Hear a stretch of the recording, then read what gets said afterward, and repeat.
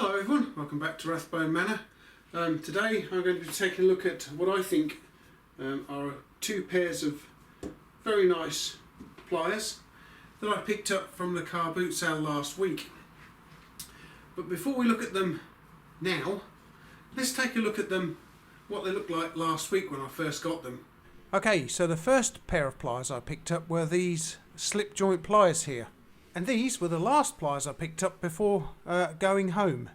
Both looked to be very good quality pliers, just in need of a bit of a clean up, so I thought yes, we'll have both of those. Okay then, so we'll start with the slip joint pliers first. I had a look at them while I was there. I couldn't see any markings on them apart from what I thought was made in England. As you can see, they're a little bit rusty, but other than that, they look to be in very good condition, and for the price, 20 pence, I wasn't about to leave them behind. Okay, so here we have the last tool that I bought, this rather nice looking pair of pliers. Just before I went home, I had a final look round and I came up with these little fellas and I thought, oh, they look nice. Unbranded lineman pliers. Oh, they'll do. But what I didn't realise until I'd got home was these unbranded pliers were actually snap-on pliers. Nice. And at only £1 they were definitely coming home with me. Right then, all that's needed to do with these two pair of pliers is to give them a cleaning up. The first thing they did was off to work and into the ultrasonic cleaning tank. And after that, we will then stick them on the wire wheel and possibly even the fibre wheel too. So let's go.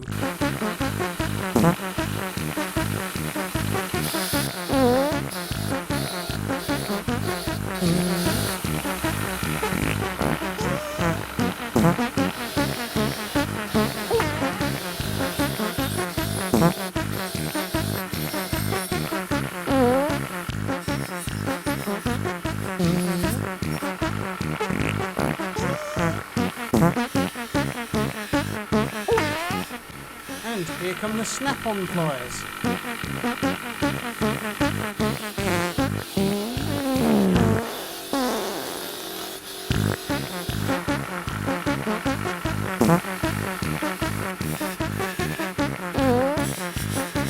Due to the very fine stamping here, we're going to have to go very easy on this part with the fibre wheel. There is also some very fine pitting on one of the handles of the snap-on pliers, so let's see what we can do with those. I love that bit of music, it's great. Okay, let's take a close look at the pliers then, guys. And don't they look better? Let's look at the slip joints. Look at that. Wow. And the snap-ons, equally wow. Alrighty, let's take a closer look. Okay, starting with the slip joints. Just look at the finish on these. I think, I thought they were chrome plated when I first got them, but they're actually stainless steel, I believe, because they got. I've polished them up on the fibre wheel as you've seen, and they've got. They've got a few machine marks in from the factory. They've not been cleaned up too bad at the factory there, and we have just made in England, and that's all we have on there. There are no markings on these at all, and I am really surprised at that, really, because these are, I think, in my personal opinion, these are a really nice pair of pliers. They work quite nicely. I mean, look at the detail in here. Look, you've even got some raised contact points here on both sides. Look, so they run quite nicely. Got a very nice domed pivot pin there. Stainless steel nut, and we have a screwdriver on the end too. But what I do like about them is the jaws, because we've got a nice edge here for getting hold of things, getting hold of round stock. But what I do like in a pair of pliers is crosshatch jaws like these. A little bit of extra effort that's gone into doing them instead of the conventional straight cut jaws you normally see. We've got straight cut teeth just there, but we've got this nice cross hatching going on here, and I really like to see that in a pair of pliers. And the reason is you have a much greater choice of angle by which you can get hold of, like a wire. With the conventional jaws, basically you can only pull things this way. Well, I know you can do it this way, but there is a chance it might slip. But with the cross hatching, you can get hold of it at just about any angle you like, and you'll still get a good grip on it. But what I do find very strange is the only markings on these pliers are made in England. I mean, the quality, they feel nice. I mean, you've got a few rough machining marks here and there on them, but the material they're made from is nice. It feels nice now I've polished it. They do feel actually really nice and comfortable in the hand. Nice materials, as I say. Why on earth the manufacturer didn't put their name on these, I can't fathom at all. Unless, of course, it missed that operation and they should have had somebody's name on them. But there's no marker, no manufacturer's mark on here whatsoever. I'm very surprised at that, because, as I say, I think these are really nice pliers, and for 20 pence that I paid for them, they're excellent. As I say, I think they're, looking at this, there's definitely a stainless steel. I mean, look how they're polished up nicely. Look, I mean, we have got the usual shear cutter in there, but there's a gap in there, as you can see, so they're not going to cut a great deal unless it's really thick, solid copper or something. So we've got a nice screwdriver on the end there. But yeah, what a lovely pair of pliers. Not bad for the price I paid for them. And as I say, these are the last pliers I bought of the day. When I picked them out of the box, I thought they were unbranded, because they didn't look, I couldn't see a mark on them at all, and that's because the markings on them are very fine indeed. Snap-on 57R, it's very faintly done, and with all the dirt on these pliers I couldn't see it at all. The cutting knives are not too bad. I've had a go at cutting some copper with these. Have I got a bit of copper here? Yes, I have. Bring the copper in. Let's have a look. There we go. That's not bad at all, is it? So they cut well. I've put some oil into the joint here, so you can see the old rust coming out of there a little bit. Again, we have the cross-hatched jaws, which I like to see. They've got a bit of a gap in there, which I believe is to do with like twisting the wires up so you don't damage the wires too much. And this thing here, right, and you've got this little bit in here, which obviously you can use for you know, gripping stuff and pulling it through. Get hold of something and using the pliers as a lever and pulling it through. Looking on the a couple of the catalogues, Snap-on catalogues, I think one was from 1950 and one was from 1962. I believe the 1950 calls this an insulator breaker, but that was changed to the later catalogue to insulation stripper, I believe. So we'll have to have a go with that then. Okay, so I said that normally, you know, if you, I dare say you could get hold of, you know, and pull something through with it like that.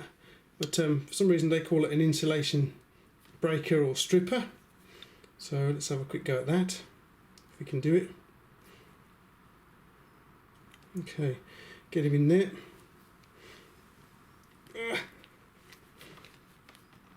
No, not too successful so far. God, perhaps I'm doing it wrong. Now you can break it off. There's some noise going on out there on the road here today. I don't know what that's all about. But let's have a look. Yeah, it's not through properly. Okay, get in there again. But yeah, so far can't do that one. What about on here then? Try this bit here. Get it through there, wind it round a little bit. Get it in here into the breaker stripper. Oh, yeah. You'll see something different about possibly older insulation than there is this modern stuff.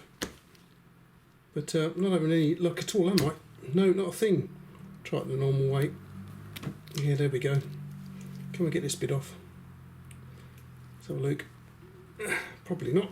God, I've not done this right. No, not at all. I'm really struggling, aren't I, guys? Let's give that up. Well, we've got this 2.5mm twin and earth. See how good it is at cutting it.